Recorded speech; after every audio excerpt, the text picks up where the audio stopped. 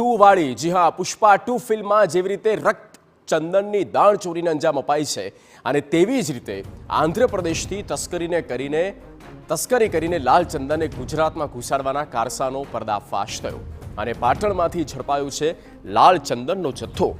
આંધ્રપ્રદેશ પોલીસે બાતમીના આધારે પાટણમાં દરોડા પાડ્યા અને ખાનગી ગોડાઉનમાં છુપાયેલું 2.5 ટન જેટલું લાલ ચંદન મળી આવ્યું।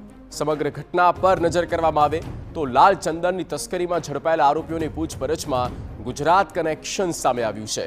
ત્યારે આરોપીઓ પાસેથી મળતી માહિતી મુજબ આંધ્રપ્રદેશ એસટીએફે પાટણ પોલીસની મદદ લીધી છે અને હાંસાપુરના શ્રે વિલાના ગોડાઉન નંબર 70માં છુપાવાયેલા કરોડોના રક્તચંદનના 150 ટુકડા મળી આવ્યા હતા।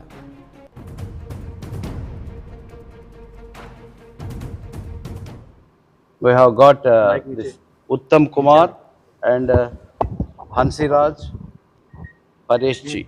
These 3 people involved in illegal transportation of red sanders, which is very offensive under Forest Act. So, basing on the information from our local sources, we inform it to the local police, and with the help of the local police, we detained all the 3 persons who involved in this red sanders.